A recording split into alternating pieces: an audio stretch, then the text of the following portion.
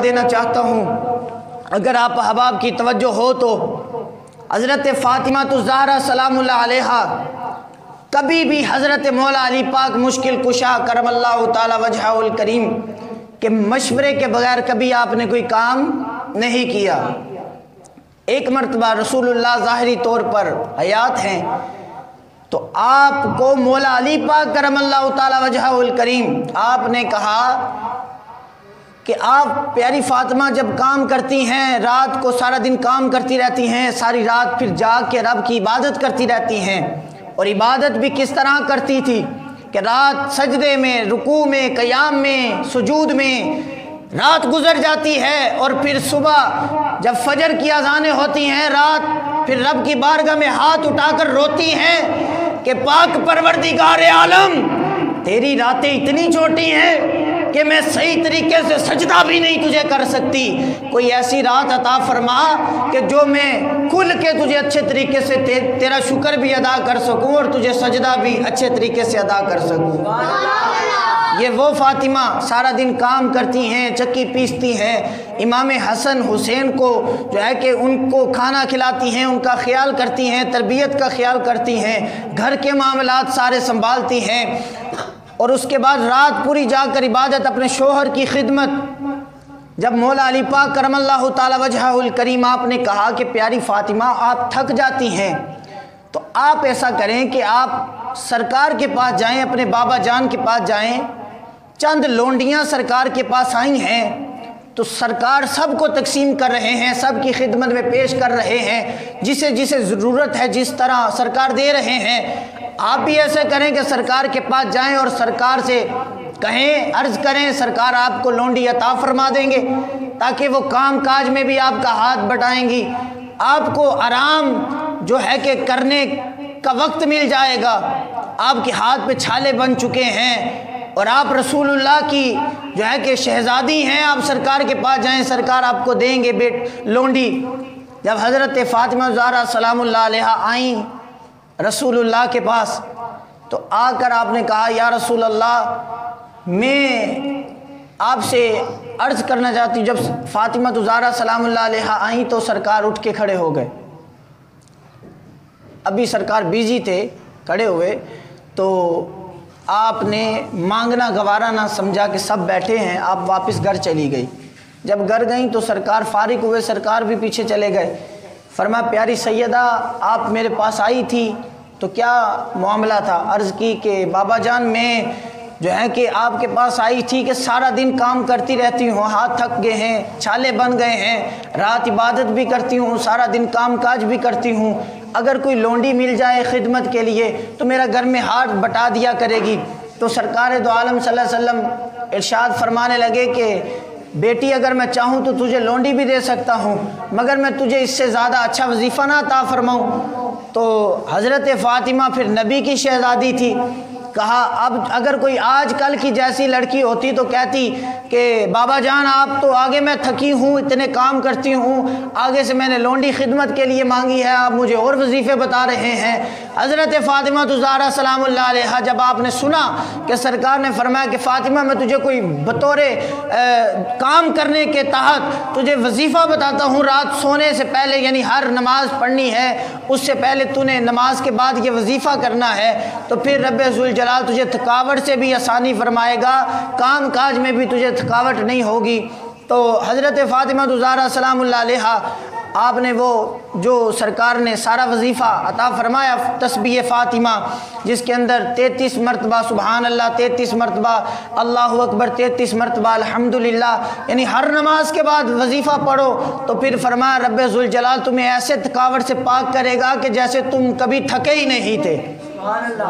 हज़रत गिरामी और मरतबत, जिस तरफ आपकी तवज्जो दिलवाना चाहता हूँ, हज़रत फ़ातिमा ज़हरा सलामुल्लाह अलैहा जब आपने अपने बाबा जान से ये वजीफ़ा लिया तो आप बज़ाहिर तो लोंडी ना ले रही थी, मगर आपको आपके बाबा जान ने जो वो वजीफ़ा बताया था, आप क़यामत तक के लिए अपने ग़ुलामों को वजीफ़ा बता रहे थे।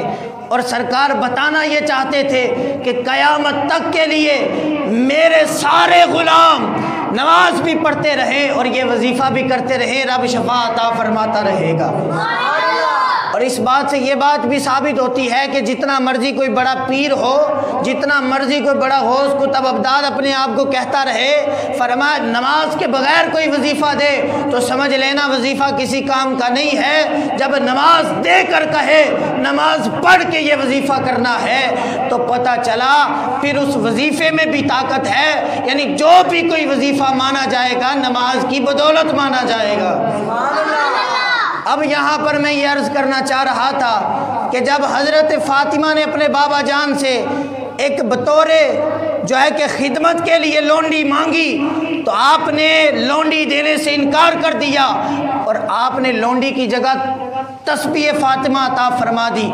अगर अबू बकर सिद्दीक़ रज़ी अल्लाह तआला अन्हु आपसे हज़रत फ़ातिमा तो ज़हरा सलामुल्लाह अलैहा अगर ये मुतालबा करती कि मुझे बतौर खिदमत जो है कि लौंडी चाहिए तो आप इनकार कर देते और रसूलुल्लाह के इसी फरमान के मुताबिक अगर बता देते तो क़यामत तक के लिए आज भी लोगों ने एतराज़ करते रहना था, भाई देखो हज़रत फ़ातिमा ने लौंडी मांगी थी खिदमत के लिए, फ़लाँ ने लौंडी भी नहीं दी, फ़लाँ ने लौंडी भी नहीं दी। मैंने कहा अगर यहाँ पर कोई जुसारत कर सकता है तो करके दिखाए।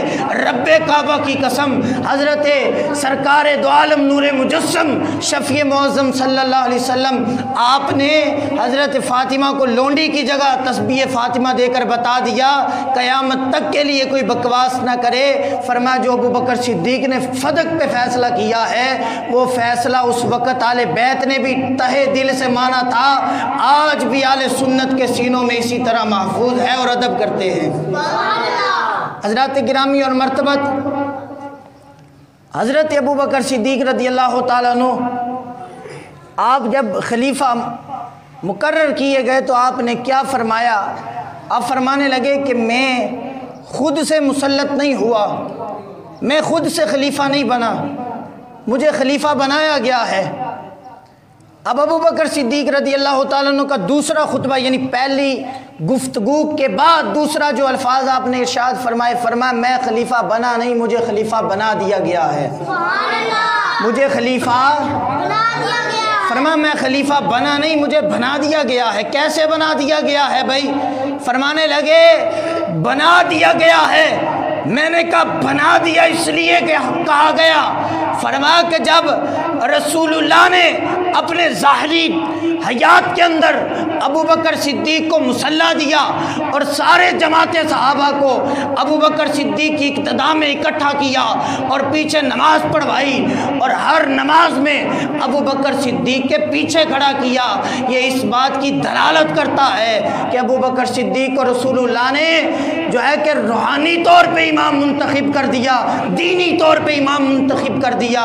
तो मौला अली पाक फरमाते हैं जब रसूलुल्लाह ने दीनी तौर पे इमाम मुंतखब अबू बकर सिद्दीक़ को हमें कर दिया है तो हमने फिर सियासी तौर पे अबू बकर सिद्दीक़ को खुद ही इमाम मुंतखब कर लिया है। यानी मतलब क्या है? मतलब सादा सा है, अगर कोई हुक्मरान, वज़ीर आज़म, सदर, गवर्नर, मशीर जो भी हो अगर नमाज़ पढ़ने आए तो इमाम के पीछे नमाज़ पढ़ेगा और सदर भी हो, गवर्नर भी हो, कुछ भी हो, फरमाया एक हाफ़िज़ कुरान सदर से भी अफजल वाला है। इमाम की कदर व कीमत उससे ज़्यादा है। क्या मतलब हुआ कि अगर सदर से एक इमाम की, आम इमाम की कदर ज़्यादा है, वैल्यू ज़्यादा है, तो मैंने कहा खलीफातुल मुस्लिमीन की फिर कदर और वैल्यू क्यों ना ज़्यादा हो? फरमाया रूहानी तौर पे जो बंदा होता है उसका मकाम ज़्यादा होता है, सियासी तौर वाले का कम होता है। तो रूहानी तौर पे रसूलुल्लाह खुद बना गए तो सियासी तौर पे मौला अली ने फरमाया हम सहाबा ने मिलकर खुद मुंतखब कर लिया है।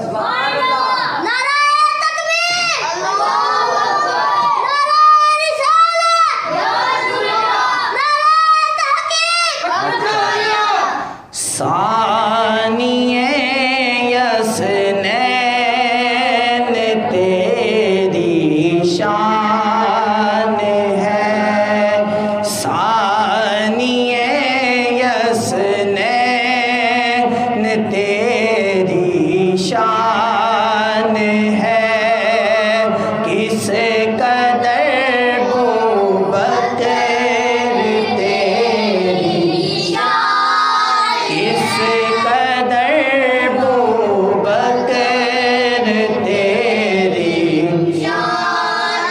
सरवरे कौनैन का फरमान। सारे पढ़ लो मोहब्बत के साथ। सर